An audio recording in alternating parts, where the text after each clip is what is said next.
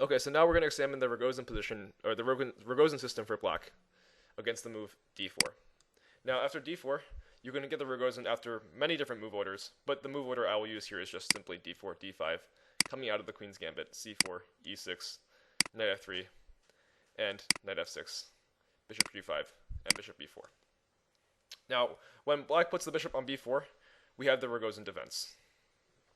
Before I introduce the bishop g5 lines, however, I would like to just add a note on the tamer lines that do not give do not give black that much trouble. For example, if white plays something like knight f3, and black plays something like bishop b4, getting into the Ragozin, if white chooses to not develop this c1 bishop and play something like e3, black can simply castle, and after bishop d3, we can take the pawn on c4. If the bishop takes, we can play b6, followed by bishop b7, and then c5. Now, frequently in these kind of situations, if white chooses to play a3, black can gain some time in development and simply take the knight on c3 with check.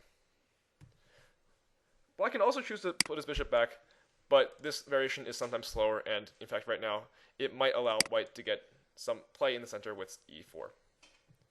If black plays his bishop to b4, he should not be afraid to trade off the knight. Black plays his bishop here. He's already slower because he's playing. He doesn't play first, right? Black plays second, and he should gain some time after bishop takes c3, b takes c3, bishop b7, for example, castling, knight d7, for example, queen d3, and then c5. This kind of position is fine for black, especially since black's light square bishop controls this nice square onto e4.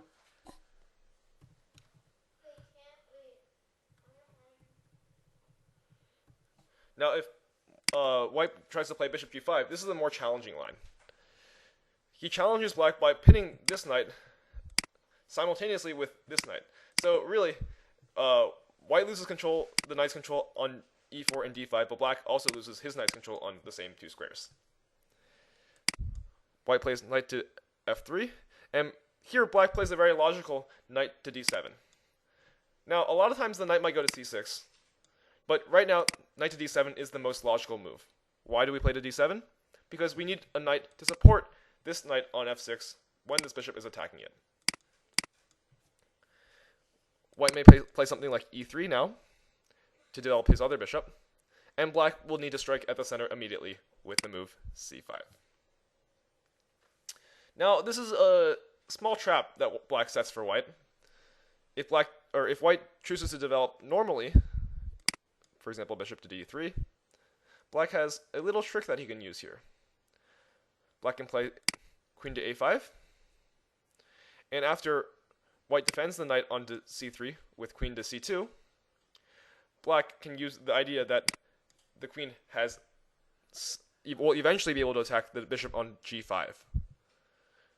Black will play knight to e4, hitting the bishop on g5 one time. If white chooses to trade, and queen takes, then simply we will win a good amount of material after bishop takes c3, b takes c3. Queen takes c3, white must play king to e2. The rook defends this rook over here, but black can take the pawn on c4, and white's king will not be able to castle anymore. This position is very dangerous for white.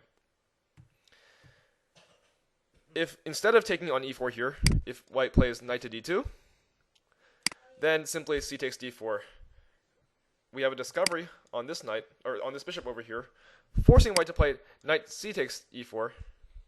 But after moves like h6, bishop h4, f5, we can see that white's bishop will be trapped.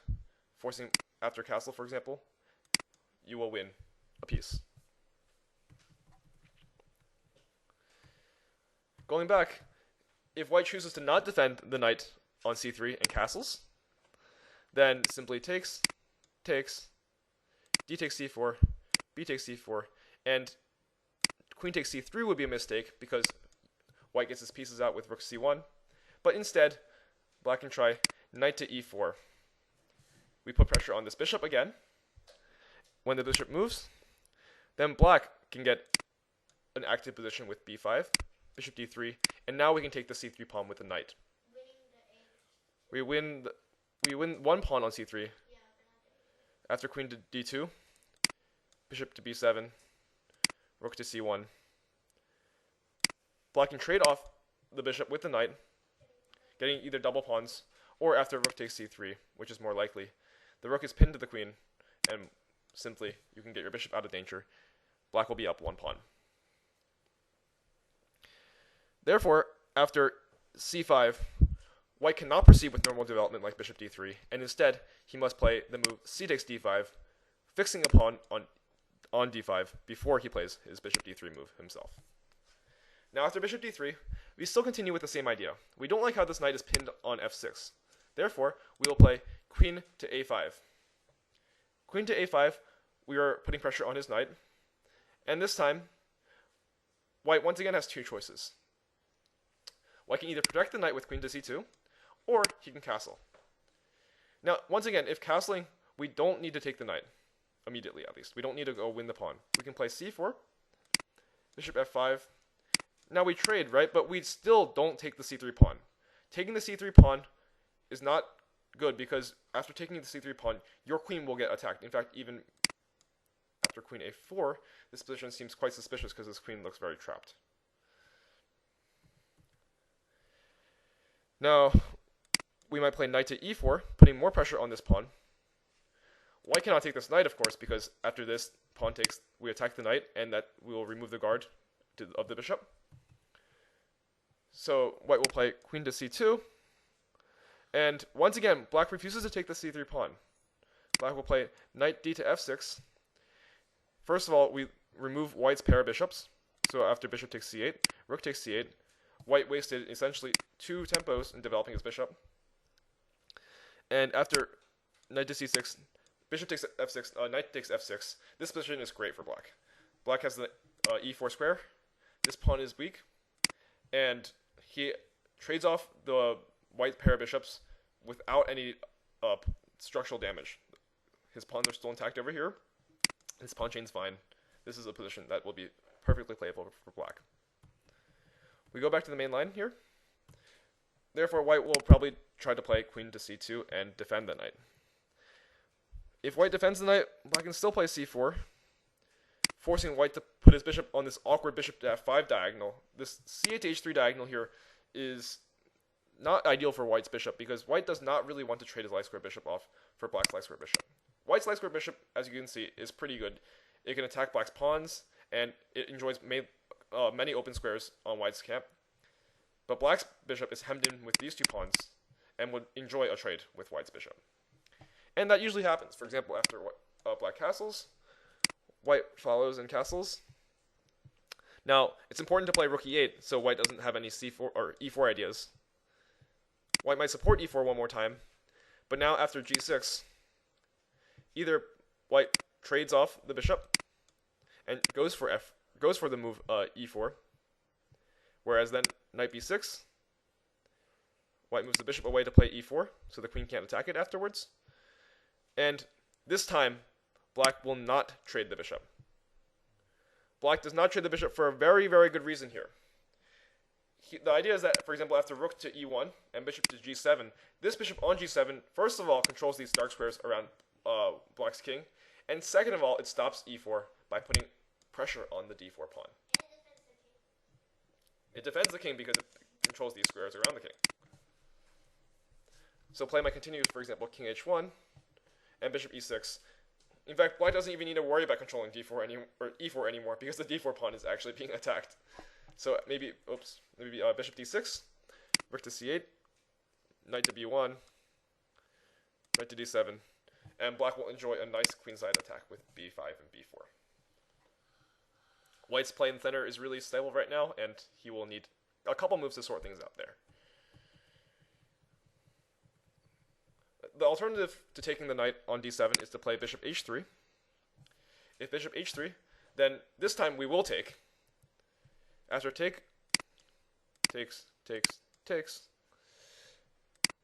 black will play knight to e4.